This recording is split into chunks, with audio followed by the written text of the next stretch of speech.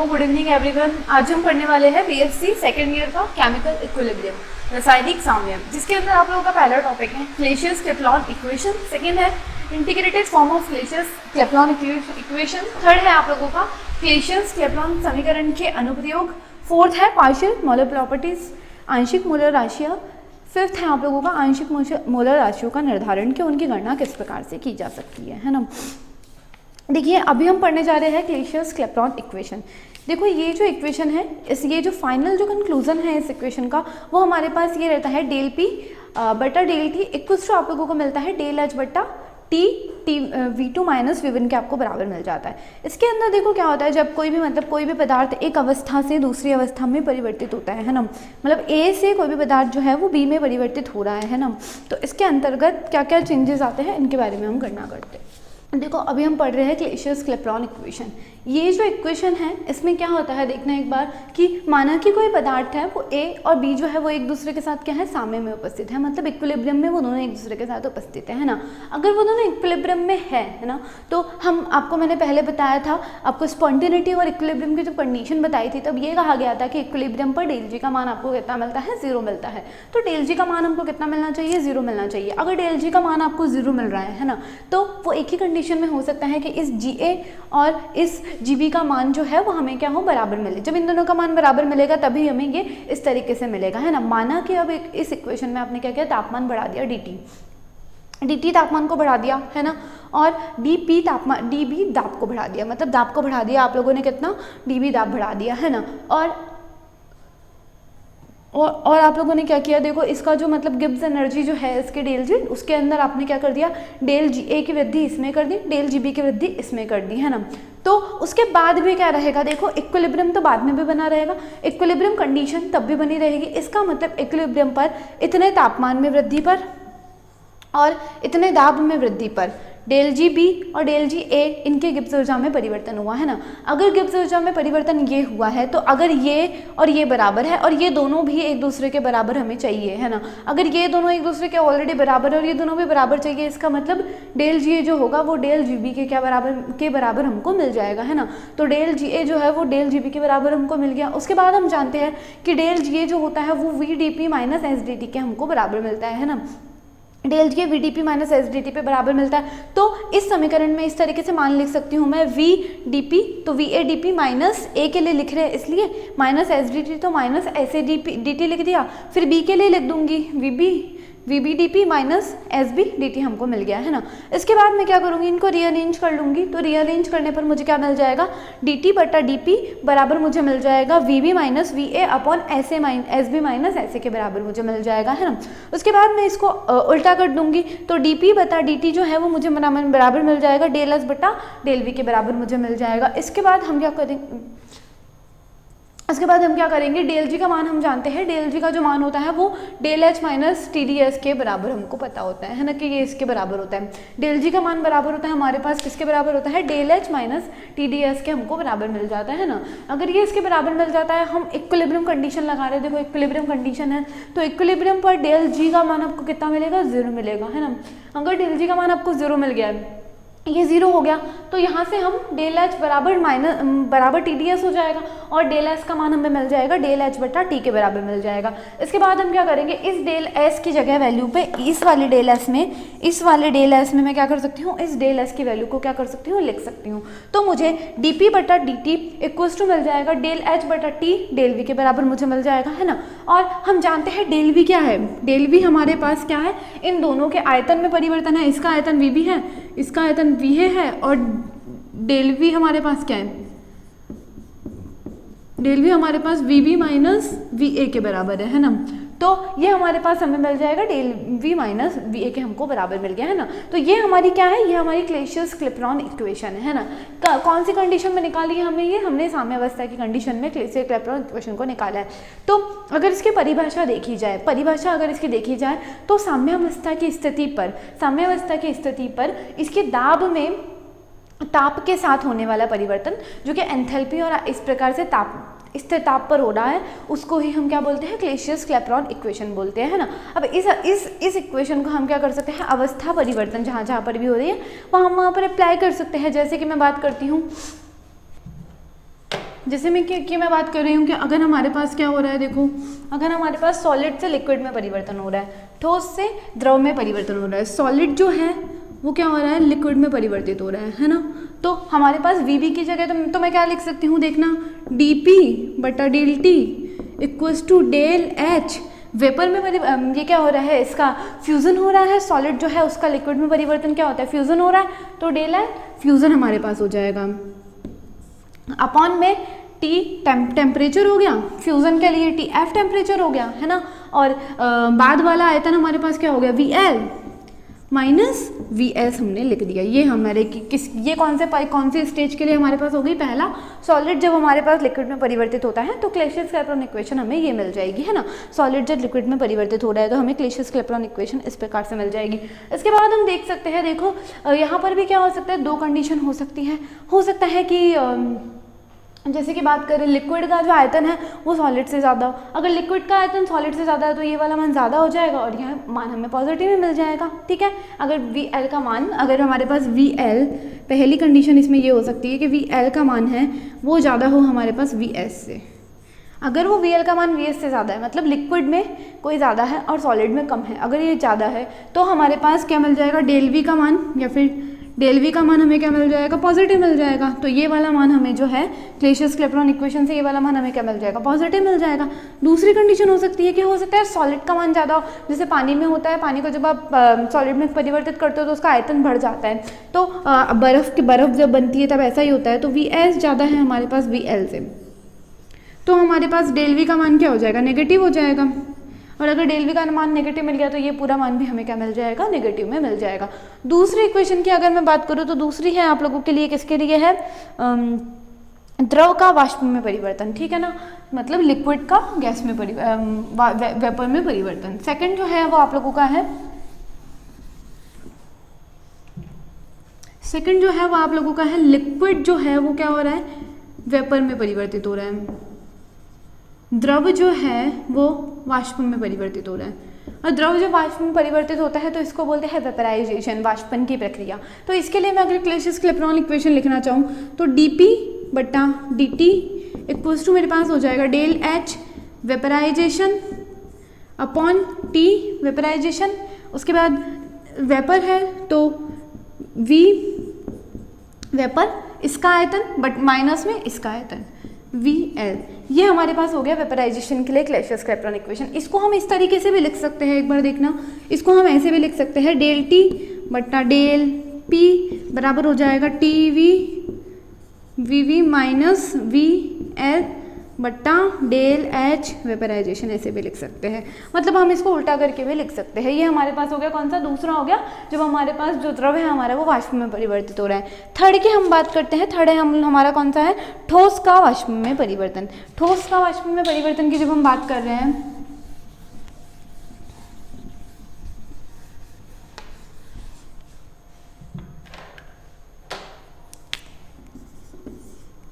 ये सॉलिड है, सॉलिड जो है वो आपका वेपर में परिवर्तित हो रहा है। वेपर में परिवर्तन सॉलिड का क्या कहलाता है, ऊर्ध्वपातन कहलाता है, सब्लिमेशन कहलाता है। इसके लिए अगर मैं लिखना चाहूँ तो डेल P/डेल T इक्वल्स टू हमें मिल जाएगा डेल H, सब्लिमेशन हो रहा है तो डेल H सब्लिमेशन के लिए आवश्यक वो, और T V vapour minus V solid. ये हमारे पास क्या हो गई है, इक्वेशन हो गई है, कौन सी, क्लेसियस-क्लैपेरॉन इक्वेशन हो गई है सॉलिड से वेपर में परिवर्तन के लिए। फिर हम बात कर रहे हैं कि क्या होता है ना, कि हम पढ़ चुके हैं कि कुछ जो सॉलिड होते हैं वो अपनी एक अवस्था से क्या होते हैं, दूसरी अपर रूप में, मतलब अपने एक अपर रूप से दूसरे अपर रूप में क्या हो जाते हैं, परिवर्तित हो जाते हैं। देखो एक और चीज़ यहाँ बतानी थी कि डेल एस जो सब्लिमेशन है ना, ऊर्ध्वपातन जो है वो दो चीज़ों से मिलकर बना है। डेल एस सब्लिमेशन जो है, सब्लिमेशन जो है वो दो चीज़ों से मिलकर बना है। कैसे, कि पहले तो हमारा जो सॉलिड था वो किस में परिवर्तित हो जाएगा, लिक्विड में परिवर्तित हो जाएगा, है ना। पहले तो लिक्विड में परिवर्तित होगा, फिर ये जो लिक्विड है ये किस में परिवर्तित होगा, वेपर में परिवर्तित होगा, है ना। तभी तो ये डायरेक्ट हम ये लिख रहे हैं, तभी तो हम डायरेक्ट सॉलिड से वेपर लिख रहे हैं। तो हमें क्या मिलेगा, देखना, इसके लिए अगर मैं लिखने बैठूँ तो मुझे मिलेगा क्या हो रहा है, फ्यूज़न हो रहा है तो डेल H फ्यूज़न, ठीक है। और इसके लिए क्या चाहिए हमें, इसके लिए हमें चाहिए डेल एच वेपराइजेशन चाहिए, है ना। तो हम क्या करेंगे, डेल एच सब्लिमेशन हमारे किसके बराबर हो जाएगा, डेल एच फ्यूजन के प्लस डेल एच वेपराइजेशन के जोड़ के हमें बराबर मिल जाएगा। तो मैं इसकी जगह ये दो मान भी जोड़कर मैं लिख सकती हूँ, है ना। उसके बाद हम बात कर रहे थे, मैंने फोर्थ आप लोगों को बताया था कि ऐसे कुछ सॉलिड रहते हैं जो कि अपने एक अपर रूप से अपने एक आइसोमर से क्या होते हैं दूसरे में परिवर्तित हो जाते हैं। जैसे कि आपको पता हो तो सल्फर जो होता है वो अल्फा और बीटा फॉर्म में उपस्थित होता है, तो उनके इस परिवर्तन के लिए भी हम लिख सकते हैं। तो माना कि हमारा जो सल्फर है वो क्या है, हमारा जो ठोस है फोर्थ, हमारा जो सॉलिड है वो अल्फा से सॉलिड बीटा में परिवर्तित हो रहा है ना। तो इसके लिए अगर मैं लिखने बैठूं इक्वेशन तो डी पी बटा डेल टी इक्वल्स टू हमें मिल जाएगा डेल एच, इसको बोलते हैं संक्रमण हो रहा है ना, ट्रांजिशन हो रहा है। तो ट्रांजिशन के लिए टी फिर V beta minus V alpha minus V alpha. तो ये हमारे लिए क्या हो गई है, क्लेसियस-क्लैपेरॉन इक्वेशन हो गई है। किसके लिए, जहाँ पर भी संक्रमण हो रहा है, एक अवस्था से दूसरी अवस्था में परिवर्तन हो रहा है ना। ये हो गई आपकी क्लेसियस-क्लैपेरॉन इक्वेशन। उसके बाद हम बात कर रहे हैं कि क्लेसियस-क्लैपेरॉन इक्वेशन का देखो एक बार इसकी परिभाषा देख लेना। ताप के साथ वाष्प दाब में परिवर्तन की दर के लिए वाष्पीकरण या संघनन के एंथैल्पी में परिवर्तन, है ना। उसके बाद देखो अगर हम बात करें इसके बारे में कि मतलब इसकी डेरिवेटिव के बारे में, हम इसके इंटीग्रेटेड फॉर्म के बारे में बात करें तो हम इसके समीकरण का अवकलित रूप समाकलित रूप हम इस प्रकार से लिख सकते हैं। देखना एक बार। अब हम देख रहे हैं कि क्लेसियस-क्लैपेरॉन इक्वेशन का समाकलित रूप क्या होता है ना। देखो इसके अंदर क्या होता है, देखो सबसे पहले ये इक्वेशन हमको फाइनली मिली थी, हम जानते हैं डीपी बटा डीटी डेल एच वी। हम बात कर रहे हैं किनकी बात कर रहे हैं, हम जब एक लिक्विड जो है वो वेपर में चेंज हो रहा है के साथ इक्विलिब्रियम में है, हम इस कंडीशन की बात कर रहे हैं, है ना। तो देखो इसमें क्या हो रहा है, जब हम इसकी बात कर रहे हैं तो ये इक्वेशन हम लिख सकते हैं। उसके बाद माना कि जो हमारा वेपर है उसका जो आयतन है वो इससे ज़्यादा है, मान लिया है, मतलब एज्यूम किया है कि अगर ये इससे थोड़ा सा ज़्यादा है, ये बहुत मतलब कम है ना। तो हम क्या करेंगे, देखो सिर्फ इसको इग्नोर कर देंगे और सिर्फ वी लिख देंगे, आयतन हम लिख देंगे किसका, मतलब वेपर का आयतन हम लिख देंगे। जब हमने ये लिख दिया तो हम जानते हैं, ये लिख देने के बाद हम लोग जानते हैं कि पी वी मतलब आयतन गैस के लिए अगर लिख रहे हैं, हमने माना आदर्श गैस है, आदर्श गैस के बारे में लिख रहे हैं, तो पी वी बराबर आर टी हम फॉलो करेंगे। तो P V V equals to R T हमारे पास हो गया। तो वी वी की वैल्यू हमें, वी की वैल्यू आयतन की वैल्यू हमें क्या मिल गई, आर टी बट्टा पी हमें मिल गई। तो यही मान हमने यहाँ लिख दिया, आर टी बट्टा पी हमने यहाँ पे लाके लिख दिया, है ना। उसके बाद हमने इन चीज़ों को थोड़ा सा रीअरेंज किया, डेल पी बट्टा पी डी टी हमें बराबर मिल गया del H V T R T square हमें मिल गया, है ना। उसके बाद हमने क्या कर दिया, इसको हमने क्या कर दिया है, हमने इसको इंटीग्रेट हमने कर दिया है ना। तो हम इसको जब हम करेंगे तो हमें क्या मिल जाएगा, देखो इस चीज़ को सॉल्व करने पर देखो ये रूल होता है ना। ये रूल होता है देखो इस तरीके से कि डेल एक्स बाय एक्स जो रहता है वो आपके पास किसके बराबर हो जाता है, डेल एल एन एक्स के आपको बराबर मिल जाता है ना। तो इसी चीज़ को मैंने यहाँ पे सॉल्व किया तो ये हमें डेल एल एन पी के बराबर मिल गया, डेल टी का डेल टी रह गया, डेल एच वी रह गया, आर टी स्क्वायर हमें मिल गया, है ना। इसके बाद हम क्या करेंगे, इस इक्वेशन को इंटीग्रेट कर देंगे। माना कि ये वाली इक्वेशन है और ये इस डी टी को उठा के मैं वापस यहाँ लेके चली गई, इसके पास में लेके चली गई, तो मुझे ये इक्वेशन मिल गई। अब क्या करूँगी, मैं इसको इंटीग्रेट कर लूँगी। माना कि हमारा जो दाब है वो P1 से लेके P2 के बीच में वेरी कर रहा है ना। P2 से P1 के बीच में हमारा दाब वेरी कर रहा है और हमारा जो तापमान है वो भी वेरी कर रहा है, कितना, T1 से लेके T2 के बीच में वेरी कर रहा है, ठीक है ना। और R तो कांस्टेंट है, डेल एच वी भी फिक्स है ना। तो इनको आगे ले लिया और इनको इंटीग्रेट हमने कर दिया। इंटीग्रेट करने पे हमें ये मिल जाएगा, इसको जब हम इंटीग्रेट करेंगे तो हमें मिल जाएगा ln P2 बाय P1 के बराबर मिल जाएगा। ये हमें मिल जाएगा डेल एच वी बटा आर। इसको इंटीग्रेट करके बता चुकी हूँ मैं आप लोगों को, इसको इंटीग्रेट करना। तो हम इसको करेंगे -1/t मिल जाएगा, T1 से T2 की लिमिट के बीच में हो रहा है, इसीलिए हम इसको लिख सकते हैं, ये तो ऐसा कैसा। फिर ये हम लिख देंगे बड़ी वाली लिमिट बाद वाली लिमिट में से पहले वाली लिमिट को घटा देंगे, तो घटाएंगे तो यहाँ पे भी माइनस यहाँ पे भी माइनस, तो दोनों मिल के प्लस बना देंगे, तो -T2 + 1/T1 हमको मिल गया। सॉल्व करने पे हमें मिल जाएगा log P2 by P1 equals to del H V बटा देखो आपको मैं बता चुकी हूँ ln x जो रहता है वो आपके पास 2.303 log x के बराबर हो जाता है ना। तो इसकी जगह मैं ये लिखूंगी 2.303, यहाँ पे जो आएगा उसको नीचे ले गई तो मुझे ये चीज़ मुझे मिल जाएगी, है ना। तो ये आप लोगों का क्या हो गई है, इंटीग्रेटेड फॉर्म हो गई है किसकी, क्लेशियस-क्रिप्लॉन इक्वेशन की आप लोगों के पास इंटीग्रेटेड फॉर्म ये हो चुकी है ना। उसके बाद हम बात करते हैं, देखो यही चीज़ें कर रखी है इसके अंदर, जो पीपीटी में दिख रहा है इसमें यही चीज़ें कर रखी है, इसको इंटीग्रेट किया है, v का मान निकाला है और ये रख दिया गया है इसके अंदर, है ना।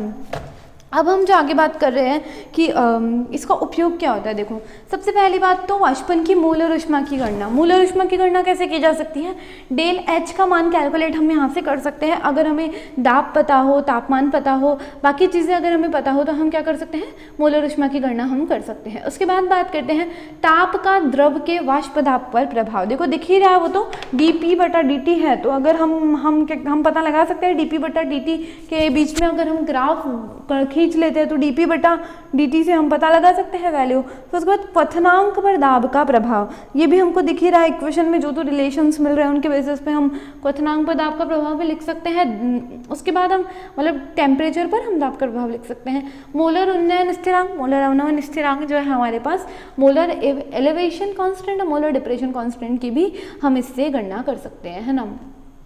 उसके बाद हम बात कर रहे हैं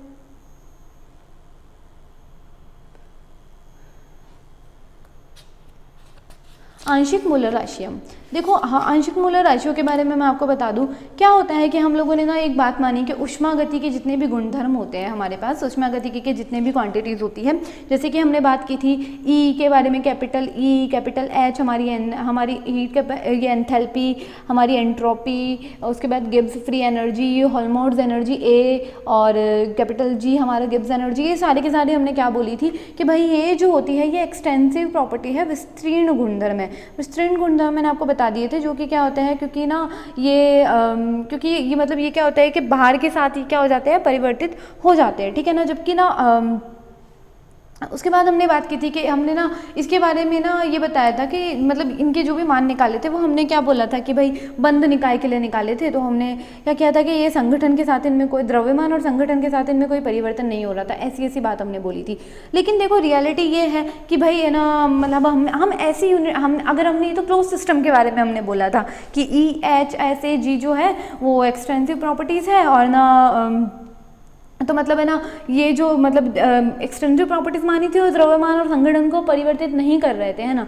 लेकिन माना कि मैंने किसी ना खुले निकाय के बारे में बात कर दी, खुले निकाय के बारे में अगर मैंने बात कर दी तो खुले निकाय में क्या होगा, भार चेंज होगा, भार चेंज होगा तो मतलब इन क्वांटिटीज़ के नंबर भी चेंज होंगे, है ना।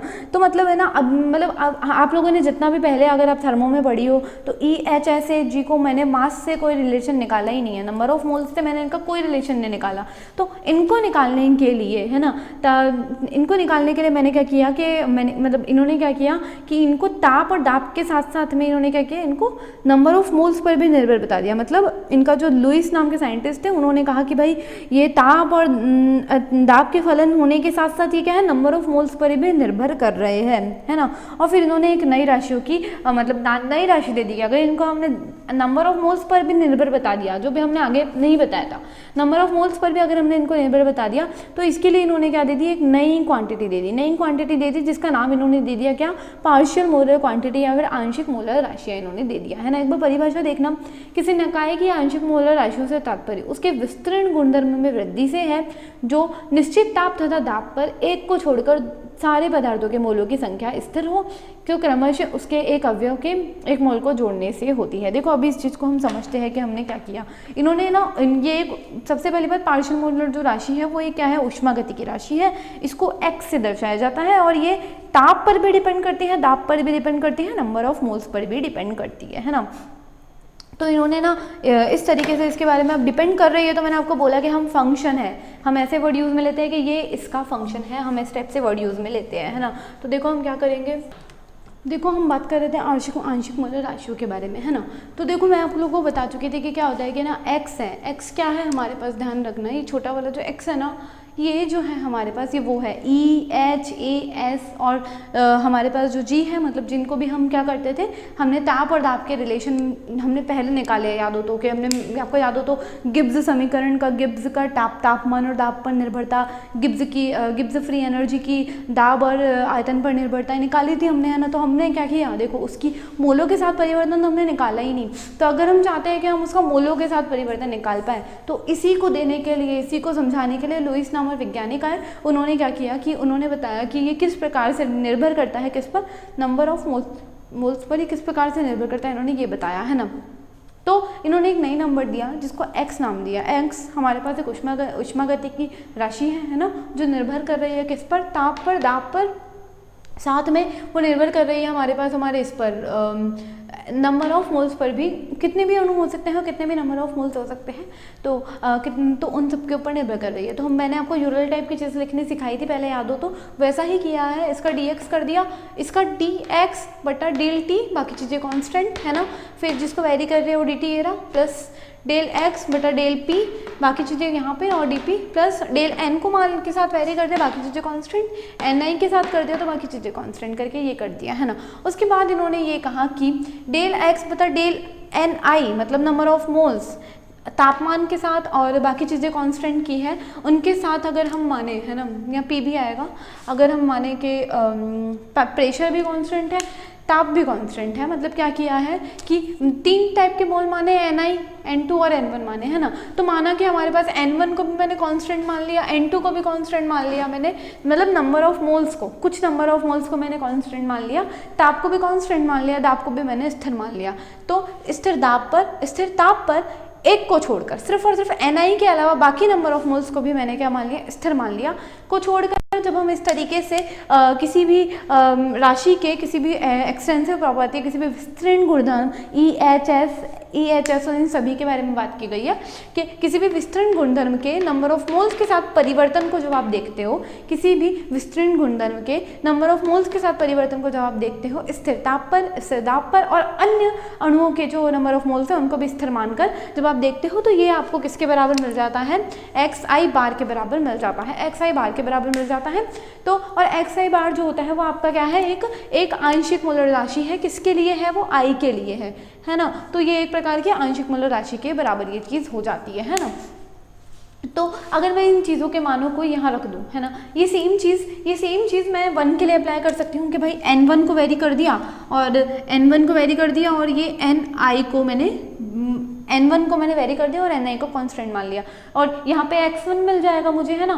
तो मैं इसके लिए क्या लिख सकती हूँ, ये मेरे पास किसके बराबर हो जाएगा, x1 के बराबर हो जाएगा। सेम मैं 2 के लिए अप्लाई कर सकती हूँ, है ना, यहाँ पे मैंने 2 लिखा नहीं है लेकिन लिख सकते हो आप, 2 के लिए अप्लाई कर सकती हूँ तो वहाँ x2 हो जाएगा, और xi के लिए अगर मैंने अप्लाई किया, Ni के लिए अप्लाई किया है मतलब, तो ये रहा, ये मेरे को इस तरीके से मिल जाएगा, है ना, ये 1 है, ये मेरे को इस तरीके से मिल जाएगा, है ना। तो मैं इस समीकरण को ऐसा लिख सकती हूँ, देखो ये ऐसा कैसा नीचे आ गया, ये भी ऐसा कैसा नीचे आ गया, इसकी जगह मैं x1 लिख देती हूँ, x1 dni, क्योंकि ये आंशिक मोलर राशि से रिप्लेस हो जाएगा। अगर x2 वाली टर्म मैंने लिखी होती तो मैं उसके लिए ये लिख देती हूँ, और इसके लिए मैं लिख देती हूँ xi dni, मैंने लिख दिया, है ना। उसके बाद मैंने ये मैंने क्या किया, देखो स्थिर ताप मान लिया मैंने, ताप को भी स्थिर कर दिया मैंने, दाब को भी स्थिर कर दिया। ताप और दाब को स्थिर करते ही ये भी 0, dt भी 0 और dp भी 0, मतलब ये पूरी टर्म 0 हो गई मेरे पास, मतलब ये वाली टर्म और ये वाली टर्म दोनों मेरे पास dt और dp को 0 करते ही टर्म 0 हो गई। बच कितना गया मेरे पास, dx n टेम्परेचर पर और दाब पर मुझे किसके बराबर मिल गया, ये वाली टर्म के बराबर मुझे मिल गया। इस इक्वेशन को मैंने नाम दे दिया इक्वेशन 1। दूसरी मैंने बात की कि माना कि हमारे पास, मैंने माना कि नंबर ऑफ मोल्स है ना, माना कि नंबर ऑफ मोल्स नहीं है, मतलब ये कि नंबर ऑफ मोल्स को मैं परिवर्तित नहीं कर रही हूँ, मतलब उनको वेरिएबल नहीं मान रही हूँ मैं, उनको एक कुछ फिक्स नंबर मान रही हूँ। तो क्या हो जाएगा, देखो मैं इनको डिफरेंशिएट नहीं करूँगी क्योंकि वेरी नहीं हो रहे, कांस्टेंट है हमारे पास, तो ये आगे आ जाएंगे, n1 x1 plus n2 x2 plus ni xi मेरे पास मिल जाएंगे। उसके बाद माना कि मैंने अब इसको क्या कर दिया है, मैंने इसको अवकलित कर दिया, मैंने अब इसको डिफरेंशिएट कर दिया। डिफरेंशिएट करने पर पहले क्या होगा, इस वाले का करूँगी मैं, तो n1 dx1 दोबारा n1 का करूँगी, इसको मान लूँगी कांस्टेंट, तो x1 dn1, फिर सेम चीज़ इसके साथ, पहले n1 को कांस्टेंट मान लिया, तो n1 dx2, बाद में x2 को कांस्टेंट मान लिया तो x2 बार dn2, फिर इस तरीके से लिख दिया। अब क्या है देखो, इस इक्वेशन को है ना और इस इक्वेशन को मैं एक दूसरे के बराबर रख सकती हूँ, है ना। तो बराबर रखते ही ये x1 dn1 कट जाएगा, x1 dn1 से x2 dx2 कट जाएगा, x2 dx2 से ये कट जाएगा इससे। तो मेरे पास फाइनली क्या बच जाएगा, n1 dx1 plus n2 dx2 plus बराबर हमें डैश करके मतलब कितना भी हो सकता है, n1 dx1 हमें किसके बराबर मिल जाएगा, 0 के बराबर हमें मिल जाएगा। ये है हमारे पास पार्शियल मोलर प्रॉपर्टीज। तो बेसिकली ये तो डेरिवेशन है। पार्शियल मोलर प्रॉपर्टी क्या है, ध्यान रखना कि किसी भी विस्तीर्ण गुणधर्म को, किसी भी विस्तीर्ण गुणधर्म मतलब जो कि मास के साथ परिवर्तित होता है को हम क्या करते हैं, विस्तीर्ण गुणधर्म कौन कौन से हैं हमारे पास, E हो गया, H हो गया, S हो गया, G हो गया और A हो गया, ये हमारे पास क्या है, विस्तीर्ण गुणधर्म है, एक्सटेंसिव प्रॉपर्टी है। तो किसी भी एक्सटेंसिव प्रॉपर्टी को आप क्या करते हो, उसके नंबर ऑफ मोल्स के साथ क्या कर रहे हो, डिफरेंशिएट कर रहे हो, है ना। डिफरेंशिएट कर रहे हो मतलब किसी भी हम विस्तीर्ण गुणधर्म में परिवर्तन की दर नंबर ऑफ मोल्स में परिवर्तन की दर के साथ निकाल रहे हैं, किस पर, किसी एक नंबर ऑफ मोल को हमने वेरी करा है, बाकी सभी को कांस्टेंट मान लिया और ताप और दाप को भी स्थिर मानकर जब हम निकालते हैं तो उसको बोलते हैं हम आंशिक मोलर राशि, हम उसको कह देते हैं, है ना। फिर हम बात कर रहे हैं किसके बारे में बात कर रहे हैं कि आंशिक मोलर गुणधर्म की हमें ना सिग्निफिकेंस के बारे में अगर हम बात करते हैं तो देखो इसकी सिग्निफिकेंस ये है कि ये सारी हम किसके बारे में लिख सकते हैं, हर किसी के बारे में लिख सकते हैं। मतलब मैं ये चीज़ ई के बारे में, वी के बारे में, एच के बारे में, ए के बारे में, एस के बारे में और जी के बारे में सेम चीज़ें ये मैं लिख सकती हूँ। इसी तरीके से मैं इन सभी के बारे में सॉल्व कर सकती हूँ, है ना। उसके बाद मैं बात करती हूँ कि हम जानते हैं कि हमारे पास एच इक्वल टू होता है ए प्लस पी वी, जैसे हम जानते हैं सार्थकता पढ़ रहे हैं हम इनकी। तो देखो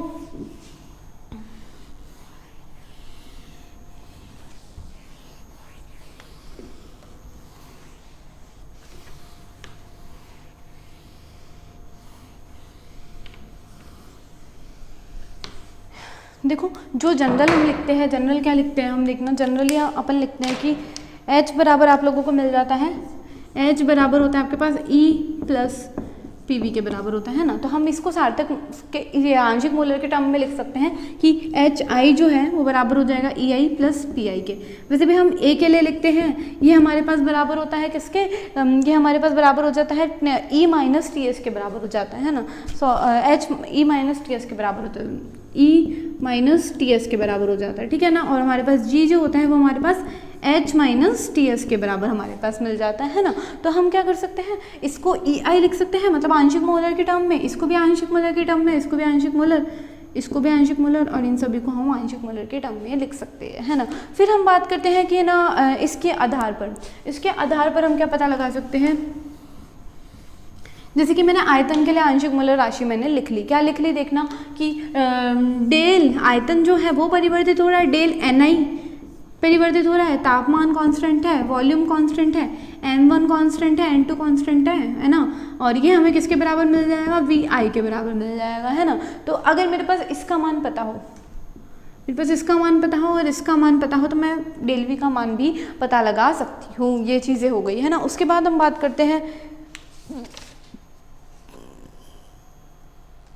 हाँ एक और चीज़ देखो, ये तो हमारे पास था विस्तृण गुणधर्म, एक्सटेंसिव प्रॉपर्टी, लेकिन इसका नंबर ऑफ मोल्स के साथ निकालने पर ये जो मान है, मतलब जो आंशिक मोलर जो राशि है हमारे पास, वो एक्सटेंसिव प्रॉपर्टी नहीं है, वो एक प्रकार की इंटेंसिव प्रॉपर्टी है। ध्यान रखना, ये एक प्रकार की इंटेंसिव प्रॉपर्टी है, ये विस्तृण गुणधर्म नहीं है, ये प्रकार का विशिष्ट गुणधर्म है ना। इन सब के बारे में आप लोगों ने पढ़ लिया। उसके बाद हम बात करते हैं आंशिक मोलर राशियों का निर्धारण के बारे में। अगर मैं बात कर रही हूँ तो देखो निर्धारण में क्या करना है, निर्धारण के लिए पहला तो हम यूज़ में लेते हैं सरल विधि। देखो सरल विधि में हम लोग क्या करने वाले हैं कि देखो आप लोगों के पास होता है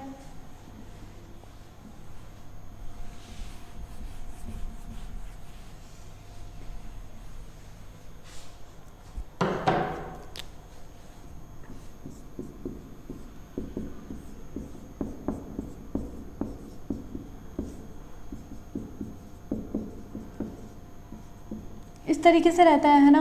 तो देखो हम इन चीज़ों को ना डेल एक्स बराबर हमें किसके बराबर मिल जाएगा, एक्स आई इंटू डेल एन आई के बराबर हमें मिल जाएगा, है ना। तो ये हमारे पास हो गया वाई बराबर m बराबर x हमें मिल गया है ना। तो हम क्या कर सकते हैं, इनके बीच में और इसके बीच में ग्राफ खींच के इसका मान हम निकाल सकते हैं। ये हम क्या कर रहे हैं, हम गणना कर रहे हैं कि इनकी पार्शियल मोलर प्रॉपर्टीज़ की हम गणना कर रहे हैं कि भाई आंशिक मोलर राशियों की गणना कैसे की जाती है। तो देखो ये इक्वेशन है, तो इसको मैं यहाँ से यहाँ ले गई, तो डेल x मेरे पास बराबर हो गया डेल nx इंटू xi के बराबर हो गया। तो ये हमारे पास y हो गया, मतलब y की तरफ तो मैंने ले लिया क्या, डेल x ले लिया, ठीक है, और डेल ni मेरे पास ये रहा, डेल ni मेरे पास ले लिया इस तरफ मैंने, और एक क्या कर दिया, सीधी रेखा मुझे मिल जाएगी। और ये जो m है, मतलब ये जो इसका जो स्लोप होगा वो हमें किसके बराबर मिल जाएगा, xi के बराबर मिल जाएगा। जब हम डेल x के बीच में और डेल ni के बीच में ग्राफ खींचेंगे, सीधी रेखा मिलेगी, और उस सीधी रेखा का जो स्लोप होगा, जो ढाल होगा, वो हमें xi बार के बराबर हमें मिल जाएगा। तो इस तरीके से हम इसकी गणना कर सकते हैं। ये हो गई सरल विधि। दूसरी आपके अंतःखंड विधि। अंतःखंड विधि में देखना क्या करते हैं, अब हम पढ़ रहे हैं, क्या पढ़ रहे हैं हम लोग कि इंटरसेप्ट मेथड पढ़ रहे हैं। देखो माना कि कोई भी मतलब हमने लिया है कंटेनर, उसके अंदर क्या है, 2 मोल है ना, 2 मोल से हमारे पास, तो उनके लिए हम टोटल मतलब है ना जो संगठन है वो हम किस प्रकार से लिख सकते हैं कि भाई n1 मोल्स का संगठन x है ना, n2 का भी x है, तो टोटल हमारे पास x कैपिटल X क्या हो जाएगा, इसके बराबर हमें मिल जाएगा। उसके बाद हम क्या कर देंगे, भाई हमने n1 को तो कांस्टेंट मान लिया, n1 को कांस्टेंट मान लिया, टेम्परेचर और दाब को भी मतलब प्रेशर को भी कांस्टेंट मान लिया। मानने के बाद इनको डिफरेंशिएट कर दो, तो डिफरेंशिएट करोगे तो आपको ये मिल जाएगा x2 बार हमें के बराबर हमें मिल जाएगा, और मिल जाएगा x plus n1 plus n2 dx by del n2 n1 हमें मिल जाएगा, है ना। उसके बाद हमने क्या किया, देखो मोल भिन्न, आपको पता होगा मोल भिन्न को वैसे x से दर्शाते हैं, ये n1 बटा n1 प्लस n2 के बराबर होती है। तो n1 के लिए लिख दिया, पहले वाले के लिए लिखते हैं, जब x1 लिखते हैं तो हम ऐसे लिखते थे, n1 के लिए लिखा था, n1 हमको बराबर मिल जाएगा n1 बटा n1 प्लस n2 के बराबर हमको मिल गया। उसके बाद इसको डिफ्रेंशिएट करेंगे, इसको डिफ्रेंशिएट करने पर हमें क्या मिलेगा, डेल n1 इक्वल्स टू हमें मिल जाएगा minus n1 dn2 upon n1 plus n2 का होल स्क्वायर हमें मिल गया, है ना। उसके बाद हमें क्या मिल जाएगा, डेल n1 हमें बराबर मिल जाएगा माइनस ये ऐसे कैसे रहने दिया, अपॉन में इसको खोल देंगे हम, n1 प्लस n2 और n1 प्लस n2 में मैंने इसको खोल दिया। फिर क्या करेंगे, देखो ये जो चीज़ें हैं इसकी जगह मैं ये लिख सकती हूँ डेल n1, तो डेल n1 मैंने लिख दिया, तो माइनस n1 डेल n2 बटा n1 प्लस n2 हमें मिल गया। अब देखो इस इक्वेशन को मैंने थोड़ा रीअरेंज कर दिया है, तो इसको उधर ले गई, इसको इधर ले गई, तो n2 plus n1 plus n2 upon dn2 हमें बराबर मिल गया माइनस n1 अपॉन dn1 के बराबर मिल गया। उसके बाद क्या करेंगे, देखो इसके अंदर मैंने इस इक्वेशन को मैंने क्या कर दिया, dx से मल्टीप्लाई कर दिया, इधर भी और इधर भी दोनों तरफ dx से मल्टीप्लाई कर दिया, तो dx बता dn2, ये ऐसा कैसे रह गया, फिर ये माइनस n1 फिर dx बटा dn1 हमें को मिल गया, है ना। अब हम n1 कांस्टेंट माना था, देखो शुरू में, तो कांस्टेंट n1 पर हमें ये चीज़ें मिल रही है। उसके बाद क्या करेंगे, देखो ये इक्वेशन अब छोड़ दो इस इक्वेशन को, अब इसको देखो n1 plus n2 del x बटा del x2 del n2 n ये है हमें किसके बराबर मिल रहा है, x2 माइनस इसको उठा के मैं यहाँ से यहाँ ले गई, x2 माइनस x के बराबर, x2 बार माइनस x के बराबर मिल रहा है। तो मतलब देखो ये वाली आगे की टर्म और ये वाली आगे की टर्म बराबर है, तो x2 माइनस x हमें किसके बराबर मिल जाएगा, इसके बराबर हमें फाइनली मिल जाएगा, है ना। तो इस चीज़ के लिए मैंने क्या किया, देखना x2 माइनस x हमें बराबर मिल गया इस टर्म के, तो माइनस n1 डेल x बता डेल n1 के बराबर हमें मिल गया। उसके बाद x2 हमें बराबर मिल जाएगा, इसको मैं उठा के इधर लेके चली गई, x minus n1 dx by del n1 के हमें बराबर मिल चुका है। उसके बाद देखो क्या करेंगे, इनको रीअरेंज कर देंगे, तो x हमें बराबर मिल गया x2 plus n1 del x del n1 के हमें बराबर मिल गया। अब देखो ग्राफ कैसे खींचते हैं, इसको तो मैं मान लूँगी y अक्ष पे, ठीक है, इसे मैं मान लूँगी इसी इंटरसेप्ट मान लूँगी मैं, है ना, ये इसे मैं मान लूँगी x अक्ष पे, और ये जो है ये हमारा m है, तो ये हमारे पास कौन सा ग्राफ को फॉलो कर रहा है, y बराबर mx प्लस c हमें मिल गया, है ना। जब हमें y बराबर, तो y अक्ष पे मैंने ले लिया x हमारा, है ना, और ये इस वाले अक्ष पे s अक्ष पे मैंने ले लिया n1 ले लिया, है ना। ये ले लेने के बाद मैंने जब ग्राफ खींचा तो एक इंटरसेप्ट मुझे मिलेगा, और इंटरसेप्ट मिल जाने के बाद मुझे क्या मिलेगा, ग्राफ मुझे मिल जाएगा। अब ग्राफ जो है उस पर जब हम स्पर्श रेखा खींचेंगे और जब हम स्लोप बनाएंगे, है ना, जब हम स्लोप बनाएंगे, देखो ये रहा इंटरसेप्ट, ये हमें मिल जाएगा किसके बराबर मिल जाएगा, ये गैप तो हमें c के बराबर मिल जाएगा। c कितना है, x2 बार के बराबर है, ये तो x2 बार के बराबर हमें मिल गया। उसके बाद x हमारा ये जा रहा है, तो x का मान कहाँ तक मिल गया, ये रहा, ये हमारा x के बराबर हो गया है ना, और ये हमारे वो ग्राफ मिल गया। ग्राफ पर जब हम स्पर्श रेखा खींचेंगे और जब हम स्लोप लेंगे तो स्लोप हमारे पास m के बराबर होता है, तो स्लोप हमारे पास ढाल जो है ग्राफ का वो हमें किसके बराबर मिल जाएगा, डेल x बट्टा ये लिखा हुआ डेल n1 n, इसके बराबर हमें इसका क्या मिल जाएगा, इस स्लोप का ढाल हमें मिल जाएगा, है ना। तो देखो क्या कर रहे हैं हम, इस c की गणना, मतलब इतने की गणना से हमें पता लग गया, इंटरसेप्ट मेथड से हमें पता लग गया ये इंटरसेप्ट जो है वो तो हमारे पास x2 बार के बराबर हो गया, तो हमने x2 बार की गणना कर ली, ठीक है ना। और इसी आधार पर हम इस तरीके से हम x की गणना भी कर सकते हैं, ढाल की गणना भी हम कर सकते हैं। तो ये हमारा क्या हो गया है, इंटरसेप्ट मेथड हमारे पास हो गया है ना। उसके बाद हम देखो ये कंप्लीट हो चुका है। फॉर मोर डिटेल आप लोग बुक पढ़ सकते हैं, B R Puri Sharma, Pathania, AS Negi, SC Anand, Kundu N Jain, Suresh Ameta, Khandelwal, R Ameta और J Vardia. Thank you so much.